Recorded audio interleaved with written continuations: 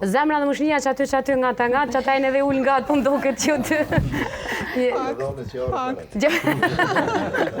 Po vesh, nejse, të dytë janë edhe në sistem publik, se thash po të kesh kuptohemi për referan privat. Po, doktorisha Lulit, do me thonë, smundjet e zemrës unë edhe para pak javeve, kam bisedu edhe në studio me 2 super kardiolog tonë, smundjet e zemrës para dhe pas intervenimeve dhe me të vërtet janë në rritje, sidomos vdekjet e papritura. Sidomos smundjet isemike të zemrës, veç ato çdo kombo dominojnë, edhe tek ne ashtu. Fatmirësisht ne kemi shërbime të cilat mund t'i ofrojmë pacientëve, edhe pacientët tonë me qenë tamam të kënaqur me shërbimet që ne i ofrojmë.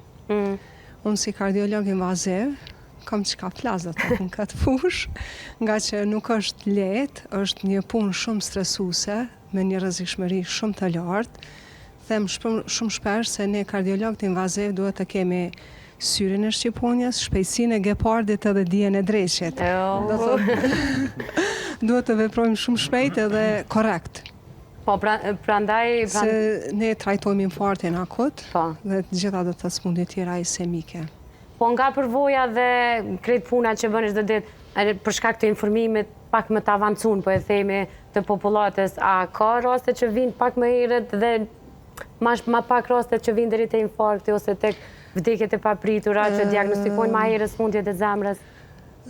Ende nuk dihet faktikisht popullata jonë, edhe pse ne mendojmë se janë të informuar, faktikisht nuk janë edhe as të informuar, sidomos me faktorët e rrezikut, me duhanpirjen, për cilën unë jam shumë kundër, edhe kisha bë propagandë që mos pije duhani.